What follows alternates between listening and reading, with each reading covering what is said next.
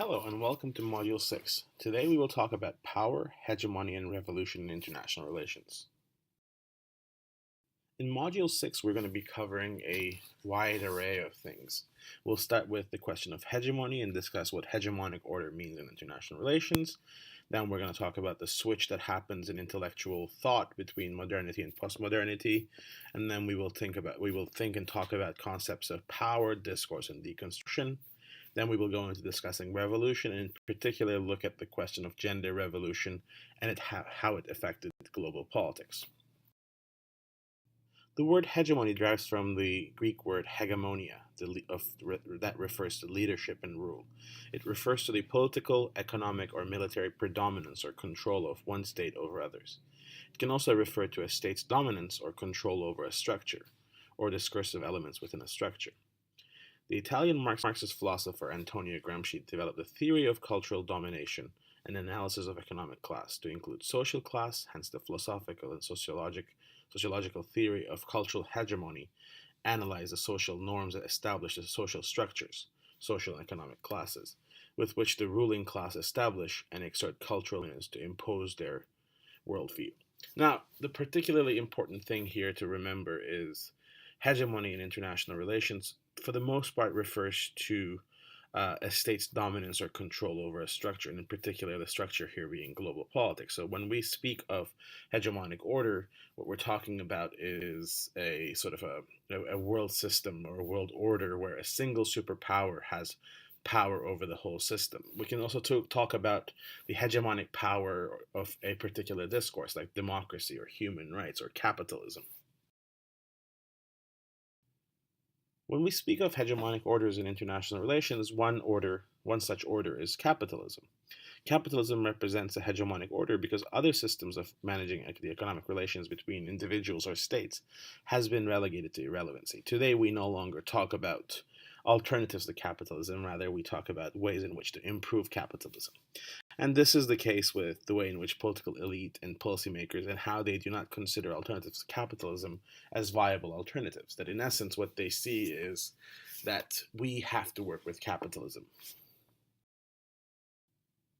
Since the end of the Cold War, one can argue that we also see an entrenchment of capitalism and liberalism as global norms because of a particular kind of hegemonic order that's called Pax Americana, or the sort of the American peace. Since the end of the Cold War, the United States dominated international relations, that it is the single superpower with the most amount of power and the most amount of leadership roles given within the system. Whether we look at the World Trade Organization, the Washington Consensus, or the global war on terror, the things that we've already talked about, they all demonstrate that US dictates what is considered to be norms in global politics. Yet what we're seeing in contemporary global politics today is a sort of a resentment towards this hegemonic order. So then the question of how do we break free from hegemonic orders becomes an important question. This question is in many ways defines this week's lecture. So today we will talk about post-structuralism, power-knowledge relations, and finally the gender revolution as different ways or different strategies of breaking down or breaking free from hegemonic orders. Postmodernity as a theoretical canon comes as a result of the existence of modernity, as the word would suggest that it is after modernity that we're looking at. So to understand postmodernity, or post-structuralism in many ways, we must acquire an understanding of modernity.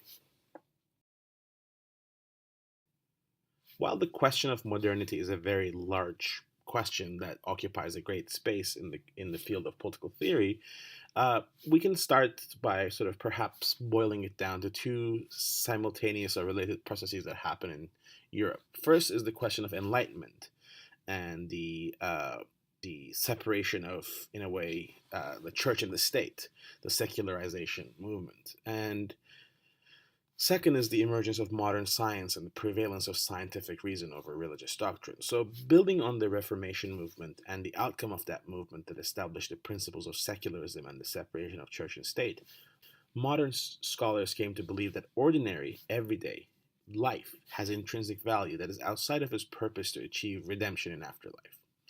That separation forms the foundation of liberalism, realism, structuralism, the kinds of theories that we've already talked about in international relations. The sense of modernity, the sense of separation of human beings from both the sort of the transcendental hierarchy, but also from its nature, that sort of starts thinking about nature uh, as an environment that humans occupy rather than as as a continuation of humanity, as an ecological thinking. In essence, we can identify three principles of modernity. First is the separation of church and state. Under modernity, modern thinkers make a clear distinction between church and state, and that becomes very clear in discussions of sovereignty, and in particular the Westphalian understandings of sovereignty that we covered in the second module. The understanding that for each territory there's one ruler, uh, one king or queen, and that is separate from the jurisdiction of the purview of the church. That whereas historically in Europe, church ruled as a sort of ultimate, the final authority. The one of the principles of modernity is that that needed to be separated. That the church and the state were different actors, and church had its own domain, whereas the state had its own domain. And in many ways, state ran supreme. We see the second impact of modernity in the rise of nationalism and the emergence of nation states. A side effect of perhaps a set of separation of church and state is the emergence of nationalism as a secular religion that sort of occupies an important space within the discourses of sovereignty that looks at how states come to sort of dominate uh, their own presence in international politics through their reliance of nationalism, that people start believing in the myth of nationalism and the idea that each state is separate and each nation has its own sort of characteristics and as such is just different than the others and as such is worth protecting. Obviously, the same rise of nationalism increased both the scope and costs of wars, and we've seen this in the deadly world wars, but also in the sort of smaller proxy wars and smaller sort of skirmishes between nations. As we increase the importance we place on nationalism, we start decreasing the value that we place on the lives of others. That we start seeing ourselves not as sort of fellow human beings, but rather sort of citizens of countries uh, that are worth protecting. That sort of the countries become the ultimate object that we deem appropriate to protect and lose lives over. As many thinkers do, on that line of thinking of nationalism and how nationalism sort of is about an us and them distinction, we can argue that events like the Holocaust become a product of modernity that reduce the horror of killing of millions of people to a series of bureaucratic acts. And if you look at the writings of Hannah Arendt in particular, the German Jewish philosopher who escaped the Holocaust by moving to the United States, argue that sort of there is a kind of a certain banality to the evil of the Holocaust that sort of reduces the life of humans to mere bureaucratic acts of getting things done, rather than seeing it as a sort of a horror of violence and a human tragedy. To understand the transition from modernity to postmodernity as sort of a historical epoch, perhaps, we must understand the significance of some certain key concepts. These are the concepts that are or were used to break the hegemony of modernity. A first key concept that perhaps is also relevant to the theories that we talked about earlier in the course in modules from three to this module is the question of power. A simple definition of power would be an ability to affect actors' perceptions, intentions, or actions. But when we sort of come to think about it, there are different kinds of power. Obviously, there's the physical or military power, being stronger militarily or physically than your opponent, or economic power that we see in instances where there is perhaps an imbalance of physical or military power, economic power still plays a role. There's institutional bureaucratic power that we can see a kind of power that is embedded in the institutions and bureaucracies that perhaps are not a result of a physical or economic power, but rather sort of an institutional form of power that is legitimized or sustained through legal or procedural interventions. And then finally, there's also normative or cultural power that we see in everyday life about, for example, different hierarchies that are embedded in our family lives, that we see that parents have more power over us, even though they don't necessarily perhaps have physical power, but due to cultural or history, we sort of seem to respect them, and that with respect comes a kind of power with it. When we start thinking about power, oftentimes we think of power as a hierarchical construct, that sort of there are people who have power and beneath them there are people who don't have power. Yet power can be organized in different ways, many different ways. And in this chart that we see perhaps a different kind of power, where a networked relations that sustain a core, but at the same time it's only as powerful as its parts, rather than sort of seeing it as a sort of a simple hierarchy of those with power and those without power. This is perhaps a good way to understand international politics, that even though, of course, there are sort of a vertical hierarchy in certain cases, what we see in most cases when we think of international politics is this idea that power is not simply sort of spread between those that have and those that don't have. Even those that don't have power at times have power. And it's interesting to think of it that way. The relationship between power and knowledge is something the French philosopher and sociologist Michel Foucault engaged with a lot in his work. According to Foucault's understanding of power, power is based on knowledge and makes us use knowledge, makes use of knowledge. On the other hand, power reproduces knowledge by shaping it in accordance with anonymous intentions. Power, in many ways, recreates its own fields of exercise through knowledge. So, according to this understanding, knowledge is never neutral. It's always for someone and for some purpose, as it determines force relations. So we have to understand, thinking about histories of both the present and sort of genealogies of the present, we have to start thinking about how our knowledge of the present is a historical yet also a political action, that we have to start thinking about what we know, how we know, why do we know, and why that particular form of knowledge over other forms of knowledge gets prioritized. So that relationship between power and knowledge is essential into understanding how hegemonies are created and how they get sustained. When we think about structuralism and post-structuralism, another word pops up: discourse. Discourse is another important term to understand these theories. Discourse refers here to practices that systematically form or create the objects that they speak of.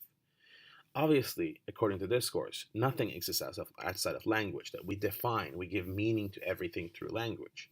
So then, discourse and that use of language gives meanings to practices and objects, how we interpret them, whether we see them as positives or negatives, whether we see them as good or bad. All of these concepts, even the concept of good, bad, positive, negative, have meaning only within language, that's the only way that we understand. And this is important to post-structuralists, because that is the way in which they see the world, as something that is grounded in language. So language obviously matters. A particular method that post-structuralist scholars use to deconstruct power-knowledge relations or discursive constructs is called deconstruction.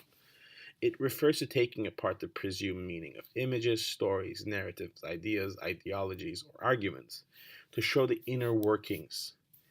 It often relies on revealing internal contradictions and discontinuities to show how how different concepts, how different understandings are sustained or created in the first place.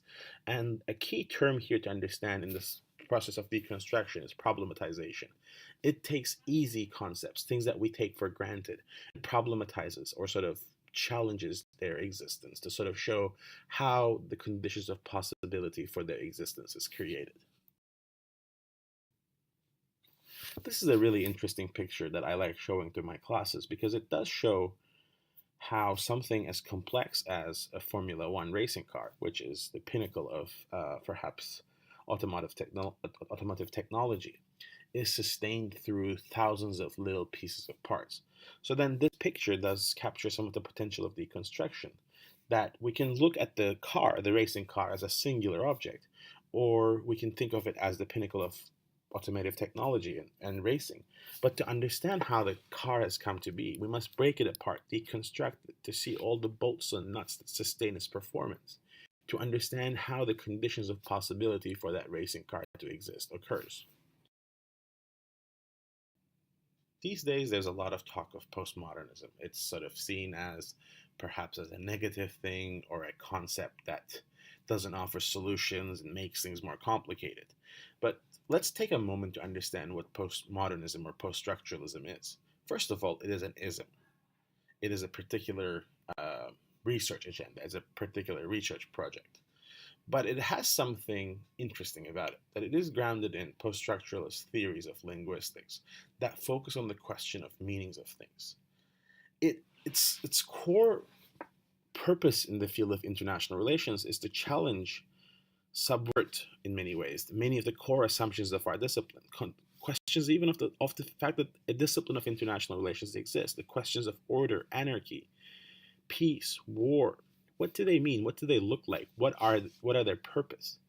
So this approach engages with the structures and institutions that are associated with modernity and its philosophical underpinning. So we question questions of state, questions of representation, questions of identity, questions of borders.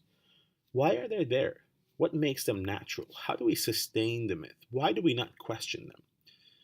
What are the challenges of questioning them? That's what postmodernism and poststructuralism does. If you haven't noticed, since the start of the module, I've been referring to these two terms interchangeably, that I've been going back and forth between the question of postmodernism and poststructuralism, because these words are often used interchangeably, yet there is a certain a difference among them. So let's clarify them.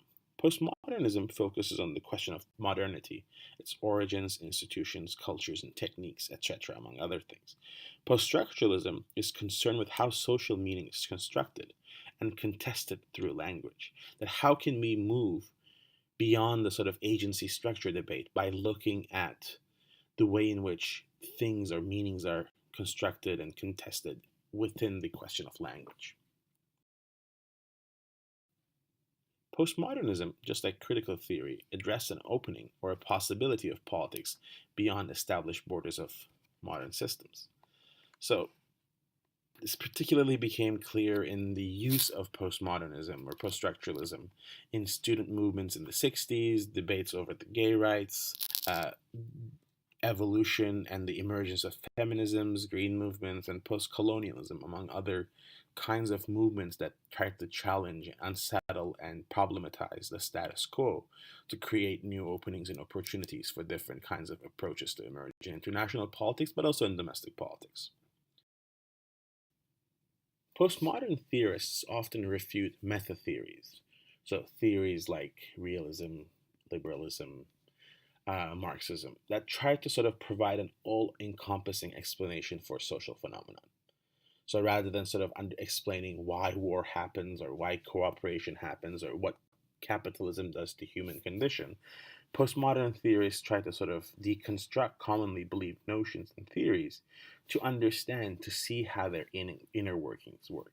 So think about that car. So whereas a sort of a realist or a liberal or a Marxist would ask different questions about the production of the car or the top speed of the car or the sort of the braking system of the car, postmodernists ask questions about ways in which different parts come together to create that particular car. And what would that car look like if we were to sort of restructure it, rethink about it?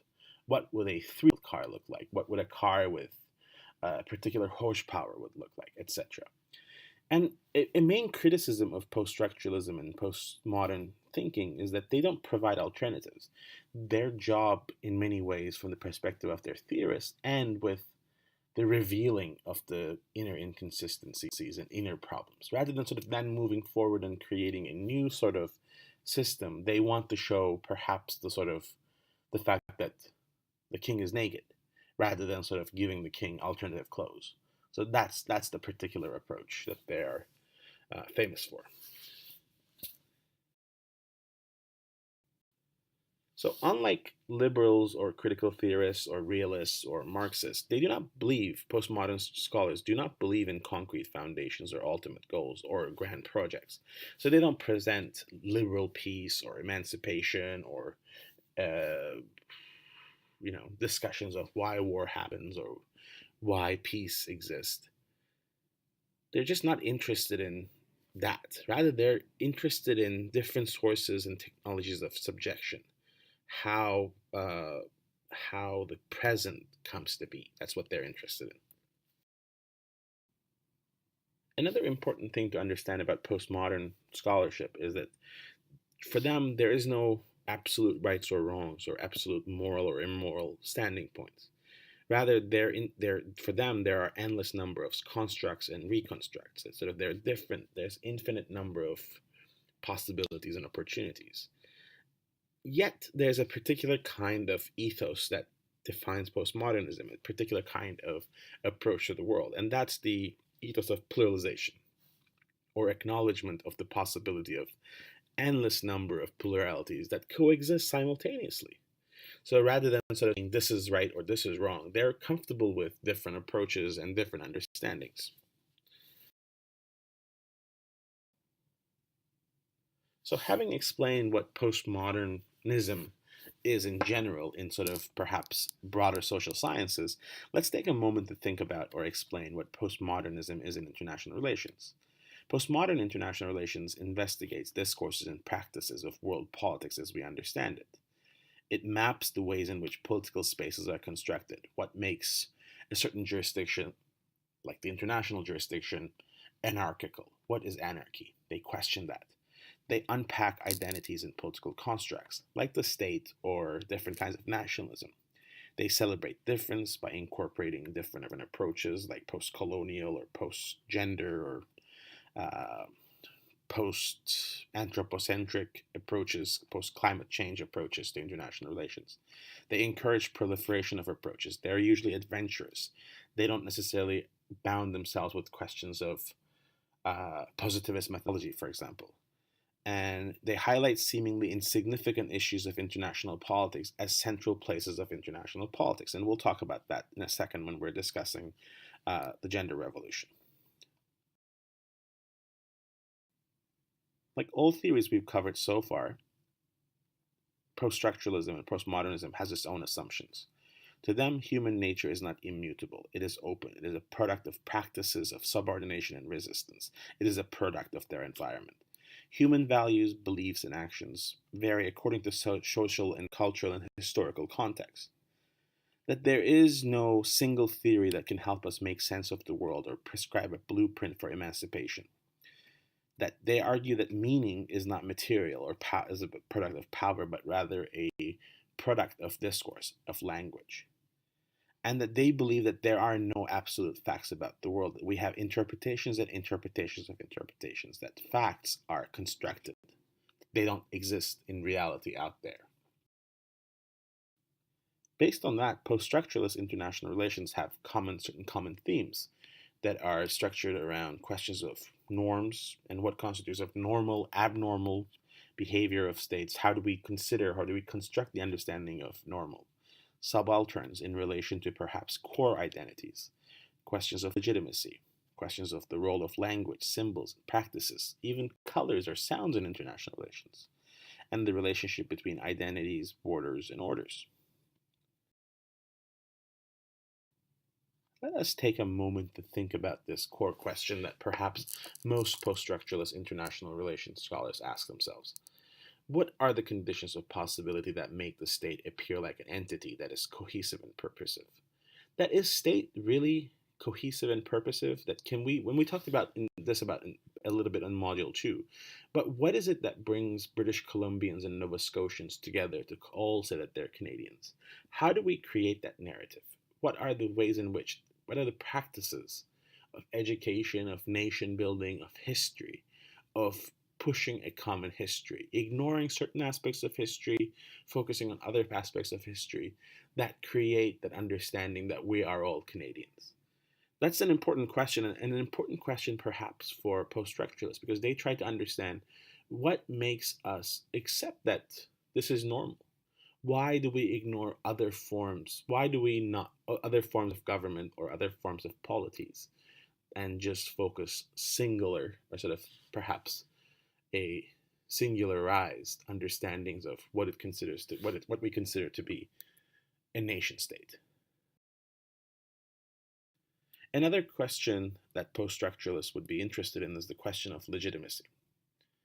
That the question of legitimacy is important because they push for a kind of understanding that why are states legitimate? What makes them legitimate?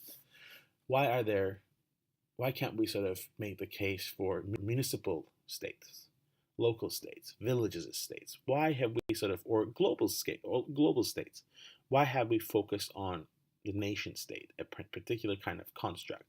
Why have we given legitimacy of, you know, of being the sovereign to that level of government? Why have we signed a social contract at that scale and not at a lower or a higher scale?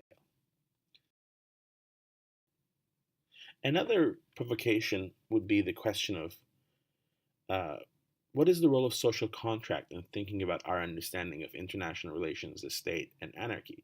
Why is it that we've given up our rights? Why is it that we've given up our liberties to be part of a particular construct like the state? Are we satisfied with the security and the rights and liberties that the state is offering us? These are the kind of questions that post structuralists are interested in. Now, let's take a moment to think about the particular centrality of language to post structuralism and then ask perhaps a post structuralist question to post structuralist thought, which is that if language is so central, who speaks for the silent ones? Ones that don't speak, ones that can't speak, ones that won't speak. How do we think about their rights or their presence or their power? And that would be an interesting provocation. Now, let's take a moment to think about the things that we've covered in this class so far. That we discussed a number of different concepts and a number of different theories. And perhaps ask another post structuralist question and question what constitutes normal practices in international relations. Is using a nuclear weapon a normal behavior? I think not. Is civil war normal? No. But yet it happens all the time. So why do we think of it as an abnormal behavior? Is economic crisis normal? Once again, it happens fairly regularly to argue that perhaps it is normal, but yet we sort of have come to the conclusion that it might not be normal. It's really interesting to think about this question of normalcy. How are things made normal? Obviously, normal is not a natural position. Normal is something that is created. What we consider ourselves comfortable or right is not necessarily a universal belief. So obviously, normal is subjective. Normal is dependent on the person who is involved in the interaction. So one person's normal behavior might not be other people's person's normal behavior. So then how do we justify that? That is important. That is an important question that post-structuralist thinking would always provoke existing theories about. Like most theories we've covered in this class so far, post-structural IR comes with a set of criticisms. People accuse it of having no real added value to IR, obviously, because it doesn't have clear prescriptions or sort of meta theories of how the discipline works. That it's been often criticized for having endless empirical studies and no modeling or theory, that it has no real conception of agency and discussions of how to bring about change to international order. And it also has been criticized about how it can identify sources of power to transform status quo when it argues that lots of different people have power, that the power is not hierarchical, but rather it's networked. Yet it's also important to understand that some of those criticisms are misconceptions about post structuralism. People argue that it has no real world, or sort of it has no concept of real. If everything is constructed, nothing can be real. That's an important distinction to make. Things can be socially constructed yet very real. So when structuralists say borders or nationalism is socially constructed, what they're not saying is that those things are not real. What they're saying is that there is a historical process that creates them. Yet, yes, of course, they have real meanings and real uh, impacts, but it's important to understand that uh, they are real at the end of the day. Postmodernists are often criticized for being for being relativist, that everything is relative. Yet they also are concrete about the empirical examples that they take. So they are not necessarily universal relativists. That they sort of they treat cases in for their individual qualities rather than sort of in comparison with each other. Another criticism is that postmodernists have no universal values because they don't operate on a good or bad or an ethical or moral understanding. They do have a value of pluralism. So their approach is not to sort of single out one approach or another, but rather to sort of embrace plurality. And then finally, they're also being criticized for denying the possibility of human emancipation. They create a dark world. This is one criticism that I can perhaps agree with to a certain extent, that I would say that yes, that they don't necessarily put forward emancipatory futures, but rather their sort of embracement or the embracing of plurality is their way of seeing emancipation. Now, let's take a moment to understand what post-structuralism is. First of all, it is obviously a difficult theory to understand and practice, so it is frustrating. But it's also important to understand that we're not simply talking about a period after modernity, but rather thinking about what is possible, what are different possibilities for life after modernity.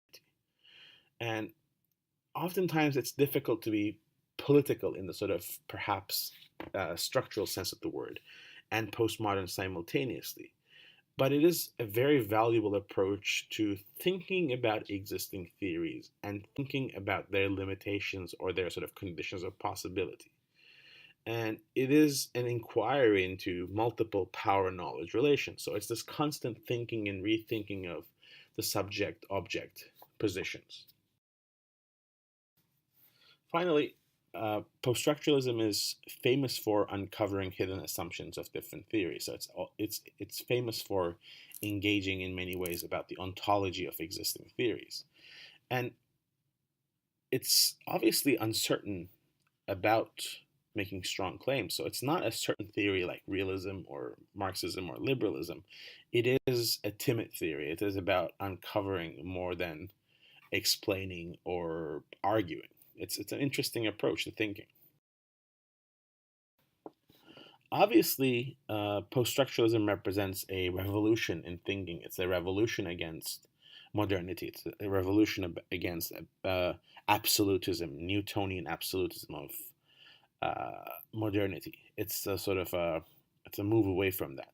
So let's now take a moment to talk about how feminism represents yet another revolution against hegemonic order, this time patriarchy. The distinction between sex and gender differentiates sex, the anatomy of an individual's reproductive system, and secondary sex characteristics, from gender, which can refer to either social roles based on the sex of the person, gender role, or personal identification of one's own gender based on internal awareness, gender identity. Feminist theory is the extension of feminism into theoretical, fictional, or philosophical discourse. It aims to understand the nature of gender inequality. It examines women's and men's social roles, experience, interests, chores, and feminist politics in a variety of fields such as anthropology, sociology, communication, psychoanalysis, home economics, literature, education, philosophy, politics, international relations. The consensus in international relations scholars among international relations scholars is that gender is a socially constructed concept, that there is nothing inherently masculine or feminine about us. Characteristics pertaining and differentiating between masculinities and femininities are socially constructed. And there's a distinction between biological sex and gender roles. You might be asking yourself how gender is relevant to international politics. And it is, because it just shows up in different kinds of international practice. An example would be the question of gender gap or inequality. If you look at the data set that I provided the link to, you'll see different kinds of data or facts about gender inequality. And the argument here is that distinct roles and behavior may give rise to gender inequalities. So social norms surrounding gender affects men and women disproportionately, often in favor of men. Another example would be chauvinism, or androcentrism, or machismo. Obviously, this is a problem for international politics because it operates on this assumption that strong leaders, often associated with strong men, result in strong nations. And then it just sort of perpetuates the understanding that sort of the public and private roles of women versus men, and how sort of women's role in politics are and international politics are, and that sort of it is sustained or sort of generated through understandings of chauvinism seeping into everyday life. Another sort of issue that pops up in relation to international relations and gender is the question of violence against women, especially the use of rape as a tool of war or a weapon of war, but also sort of perhaps perpetuation of domestic violence, sexual abuse, and honor killings that happen is part of the international system. So for feminist international relations, the core mantra is personal is political and political is international. So that sort of then as a result, personal is international. So that sort of bridging between personal and international happens through feminist international relations scholarship. Most theories we've learned in this class so far focus on a particular tension, a question of action at the international level. So that particular tension exists not just at international level, but at domestic level too. So when we think of the debates that happen between progressives and conservatives in in sort of domestic politics, is related to this, like the question of should there be more government or less government in addressing this issue. So in the question of gender, then the question should be asked this way: should there be more or less government intervention or more or less governance in the field of gender inequality to solve this question? So, should more laws and regulations, or should we let the sort of market run its own course and come to its own conclusions? I think so far this is a tension point in society, both in domestic politics but also at international level. The argument of that sort of market that should run its course is that with the more presence of women in politics, we will eventually see the merits or the sort of the certain qualities that come with having more female presence in politics. Now, obviously, gender is not a binary, but at this point, it's sort of important to understand even that is a sort of a stress point that we're not even talking about bringing in different identities to mainstream politics, but we're talking about even the stresses or the sort of the tensions that exist in the question of having more women in world politics. That the examples are far and few, and that's problematic because then we just sort of naturally assume that the absence of women says something about women, whereas that's not the case. It actually says something about the particular structure or the patriarchy that sustains the structure. So, feminism in international relations, or feminist international relations, is a theoretical approach that is influenced by obviously by post-structuralism, among other approaches, that aims to understand, reveal, and problematize gender characteristics of relations, processes, and structures in world politics with the perspective of transformation. Feminist IR is informed obviously by the historical and political context of the uh, feminism movement outside of international relations. So, an earlier, for example, uh, historical and political context for feminism comes from Mary Wollstonecraft, who argues in the Vindication of the Rights of Women, men and women are equally possessed of reason, and they must be equally educated in its views, so that they should be allowed to go to school in the same way, at the same level, and at the same length. Similarly, a liberal European thinker, John Stuart Mill, on the subjection of women, argued that equalize the position of women, ensuring access to education and employment, as well as full protection of the law and political rights as fellow citizens and full participation in society, is a uh, necessary action that needs to be taken if we were to truly talk about equality. Friedrich Engels, who was the co-author of Marx and the Communist Manifesto, argues that the supremacy of the man in marriage is the simple consequences of his economic supremacy, and with the evolution of the latter, the male supremacy over the woman will disappear. Obviously, he is coming from a historical materialist perspective that focuses on the market and capitalism. The evolution of the women's rights movement becomes clear in moments like the universal suffrage movement, the movement that argues for extending election and voting rights to women. And that has a particular history in Canada, but also has a particular history in the West and elsewhere. There's still a sort of a debate in certain countries where whether women should have a right to run for office and whether women have a right to exist outside of the home. And it's still a contentious issue, which it shouldn't be in 2018, 2019, but it nevertheless still is. Similarly, we see the question of labor rights and women's participation in the workforce. Today, we might argue that that's no longer an issue, but if it's not that long ago, and in particular, sort of right around the time of the Second World War, that the sort of society had particular understandings of women's place in the workforce. That oftentimes it was unpaid labor at home that was seen as an appropriate job for the woman, a necessary job. Now, there's still a lot of women who stay at home and work at home without sort of a financial remuneration. But if we were to put a financial evaluation or financialization of that labor, we will see that there's actually a huge economy there that just often goes unpaid. And it's important to understand what that does to economic and social rights of women, oftentimes forcing them to sort of stay in unhealthy relationships or oftentimes staying in sort of situations that are less than desirable. Now, this is obviously domestic politics, but if we scale it up, we see the accumulation of that domestic pressure appear in many, many different ways and at the international level all the time.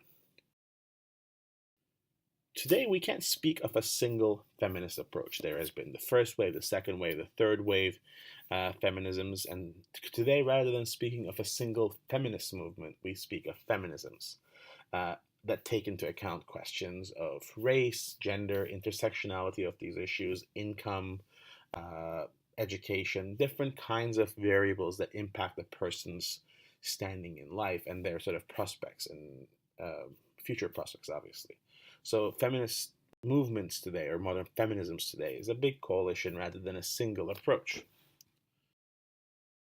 And obviously, that diversity comes into feminist thought in international relations as well, is that we see different kinds of feminisms appear. So, for example, there's the liberal feminists who argue that women should be given equal access to modern institutions, that is the problem, that is the access to institutions. Or there are historical materialist feminists that argue for the abolishment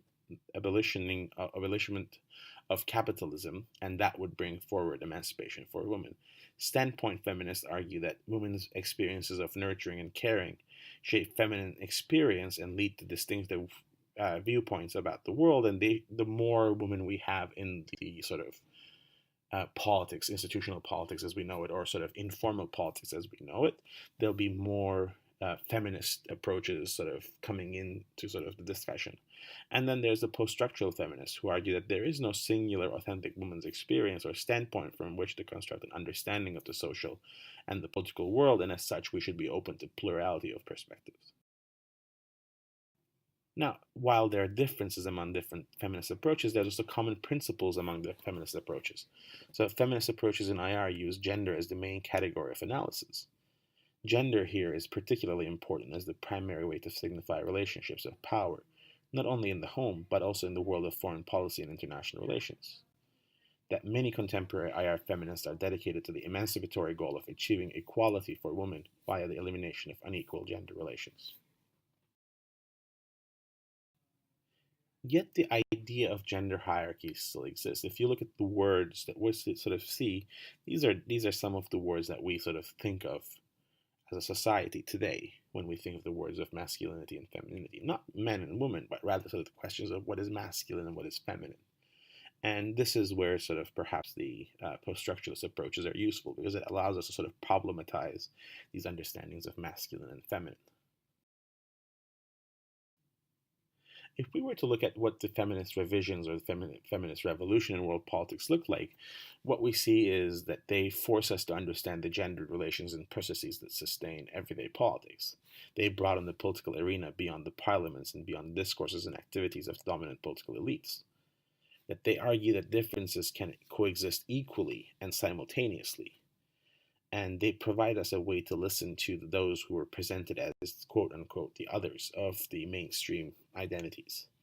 And they help us refuse the gendered roles imposed on us at home and in world politics.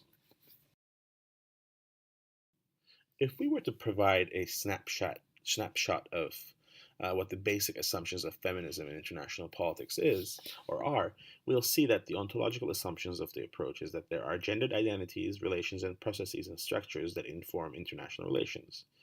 And their epistemological assumption is that they're mainly post-positivists that don't look at science as the only explanation for understanding social reality. Their approach to the question of agency structure debate is that, just like social constructivists that we sort of talk about, and we will talk about more, that they sort of they see a continuation rather than a separation of those two terms.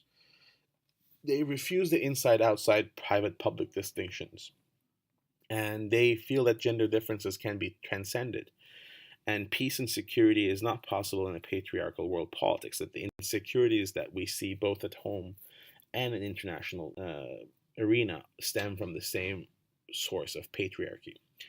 And to them, what needs to be done is the emancipation of men and women from the oppressive gendered structures, that we need to break these understandings of masculinity and femininity to create a more equitable and more peaceful world. Based on what we learned this week, I want you to answer this week's question. What are the implications of gender inequality on international relations? I strongly encourage you to think about the questions of discourse and questions of power knowledge relations and the questions of norms and normality when you're thinking about this question. Thank you very much.